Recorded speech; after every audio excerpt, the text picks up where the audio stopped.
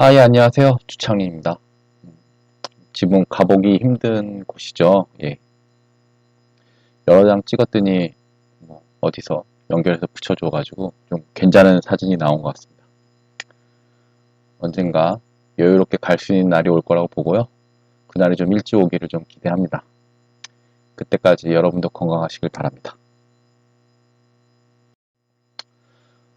이제 곧 선거가 있죠. 선거철에 특히 우리나라 같이 민주주의를 지향하는 국가에서 국민들의 투표를 좀 독려하기 위해서 사용하는 대표적인 문구가 있습니다. 국민들은 그 수준에 맞는 정보를 가진다는 말인데요. 다들 한 번쯤은 들어보셨을 겁니다.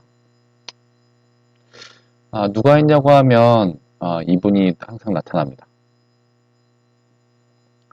알렉시스 토크빌이라고 민주주의가 전 세계 대세가 될 거라고 예언한 프랑스 정치인이 한 말인데요.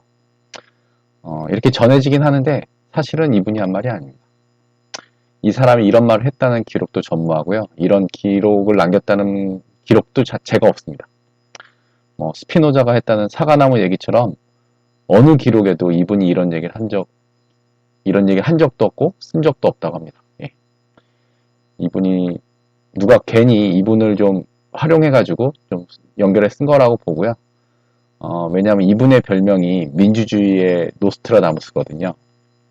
아까 잠깐 말씀드린 것처럼 정치 체계가 민주주의로 기결될 것임을 예언하셨고요. 그의 미국 남북전쟁의 가능성, 예, 그런 것까지, 노예제도를 원인으로 해서 문제, 그런 거까지, 여러 가지 얘기하고, 또 미국이 세계 최강국이 될 거라는 예언을 하셔가지고, 그런 예언들을 미국의 민주주의라는 책에 언급을 했습니다. 시간이 되면 그 이유를 몇 가지 들면서 정치 얘기를 하는 것도 재밌겠지만, 여긴 정치 얘기를 하는 곳이 아니니까, 그만하도록 하고요. 그냥 선거철도 다가오고 했는데, 그래서 좋은 말이라고 생각해서 소개해봤습니다. 앞에 민주주의란 말 있잖아요. 예, every democracy. 이 말을 빼면 이런 말을 한 사람은 있습니다. 지금은 없어졌는데요. 사보이 공국이라고 혹시 들어보셨나 모르겠는데, 스위스 밑에 있던 지역이 사보이인데요. 거기 외교관을 했던 그 메스트르라는 사람이 있습니다. 외교적인 편지에 썼다고 하는데요. 이렇게 써놨다고 합니다. 무슨 말인지 몰라서 영어 번역문을 찾아보았습니다. 영어로 번역을 하면 이렇게 된다고 하는데요. 하지만 이 메스트라는 사람은 왕정을 지지한 사람이고 민주정을 좀 반대한 사람이거든요. 물론 플라톤이 국가에 쓴 것처럼 정치를 외면한 가장 큰 대가는 저질스러운 자들의 지배당하는 것이다 라고 문구도 사실은 이제 플라톤 자체가 그 철인들이 정치에 나서라는 의미였거든요. 민주주의를 하라는 민중들이 정치에 나서라는 얘기는 아니었습니다. 하지만 모든 사람들이 교육수준이 높아지면서 철인처럼 될 수도 있고 그런 측면에 본다면은 좀 모든 사람들이 정치에 관심을 가져야 된다. 그런 식으로 지금은 시대의 변화가 됐기 때문에 얘기 바꿀 수도 있겠죠. 하지만 좀 플라톤은 민주정에 대해서 상당히 비판적이었고요. 민주정을 반대한 사람으로 철인정치, 군주정을 지향한 사람이기 때문에 그 말 자체도 지금 민주주의의 투표를 독려하는 그런 용어로서는 원래는 쓰지 않았지만 지금 그 문구가 짧게 떼가지고 오도해서 쓰고 있다라고 보시면 될 것 같아요. 여간 이분 그 토크빌의 알렉스라는 분은요. 미국의 민주주의라는 책을 써가지고 대단한 성공을 했습니다. 34세 하원의원도 하고 44세 그 프랑스 외무장관도 했다가 루이 나폴레옹이죠. 그분한테 좀 마지막에 의해서 실각되기도 했는데 지금은 이 책은 이렇게 변화된 디자인으로 해가지고 계속 나오고 있고 당시 미국인들 뿐만 아니라 지금의 미국인들한테도 유럽에 대한 데서 약간 좀 뭐랄까 좀 문화적으로 약간 역사도 짧고 그러다 보니까 좀 다른 감정이 있을 수 있는데 거기에 비해서 좀 자긍심을 높이게 그런 책이기도 합니다. 예.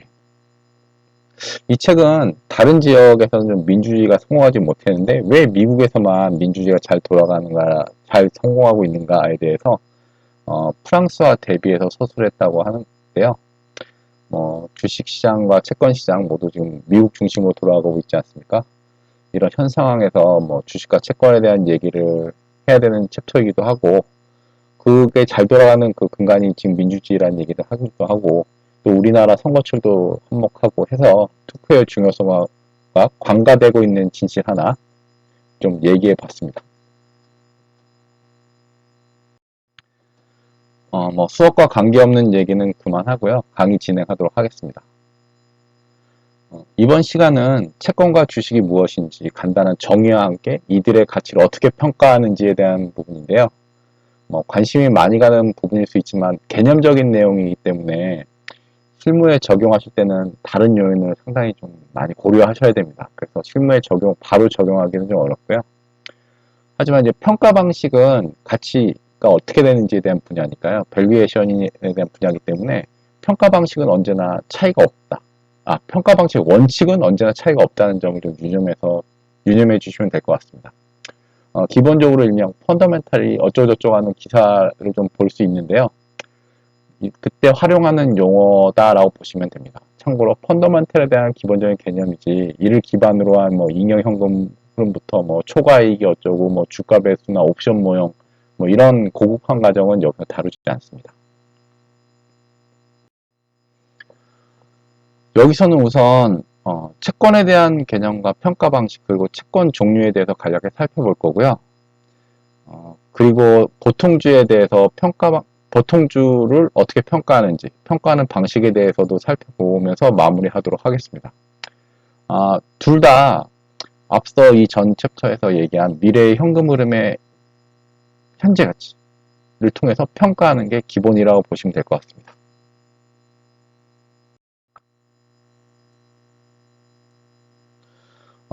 채권은 발행인간 혹은 뭐 발행자가 채권을 가진 소지자에게 채권에 적혀있는 계약에 따라 일정한 이자를 지급하고 계약 만기일에 약속한 금액, 그러니까 일명 액면가를 갚기로 한 증서를 이릅니다.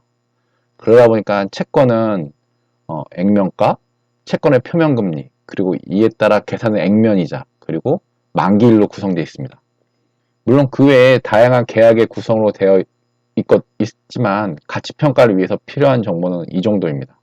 그리고 조금 전에 다시 말씀드렸던 것처럼 이건 계약 증서다라고 보시면 될 것 같아요. 근데 뭐 예전에는 이표체라고도 했는데요. 이 그림은 인터넷에서 제가 코퍼레이트 펀드라고 검색해서 받은 그림입니다. 보시는 바와 같이 액면가, 표면금리, 만기 등을 찾을 수 있고요. 그 외에 다양한 계약 조건들이 여기에 뭐 많이 써 있을 거라고 봅니다. 뭐 뒷면에도 있을 수 있고요. 다양하게 뭐가 있겠죠. 예. 그런데 액면 이자 금액은 안 보이죠. 여기서 말한 액면 이자 금액. 예. 채권에 원래는 이자 쿠폰이 붙어 있어서 그 쿠폰을 가져다 주고 이자 금액을 수령했다고 하는데요.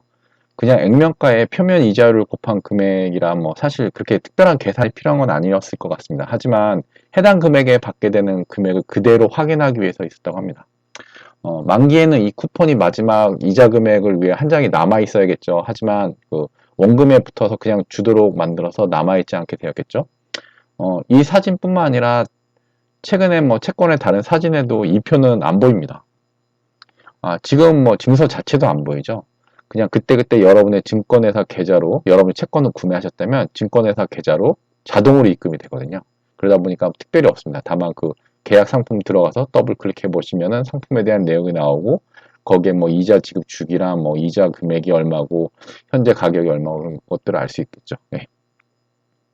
그런데 여기 보시는 표면금리가 투자자의 수익률과 같은 경우가 별로 없습니다. 그래서 만기 수익률이라는 개념이 나오고요. 만기 수익률은 투자자가 채권을 살 때 요구하는 수익률을 말합니다. 그러다 보니까 미래 현금 흐름의 현재 가치를 채권의 시장 가격을 일치시키는 할인율이다. 그리고 채권 수익률이라고도 불립니다.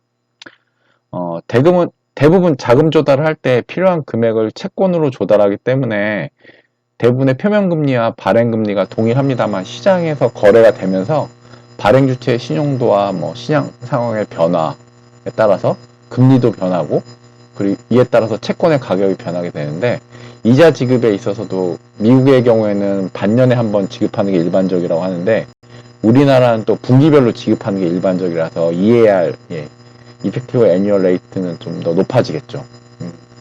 이런 채권의 가격에 대해서 이제 좀 더 알아보도록 하겠습니다. 기본적인 원칙은 앞서 언급한 바와 같이 미래 현금 흐름의 현재 가치입니다. 이건 절대 변하지 않는 가치죠. 예. 모든 재무 증권의 가치는 현재 가치인데 기대되는 미래 현금 흐름을 현재 가치다. 이건 항상 변하지 않습니다. 그렇기 때문에 이 부분은 항상 기억해 주셔야 될 거라고 보고요. 채권은 채권 발행자와 투자자 간의 계약서입니다. 이 채권의 현금 흐름에 대해서 생각해 보도록 하겠습니다. 우선 여러분이 투자를 한다고 하면 일정 금액이 여러분에서 나가게 되죠. 이 채권을 구매해야 되니까요. 예, 계약서를 교환하는 거죠. 예, 현금을 주고 이 계약서를 받게 됩니다.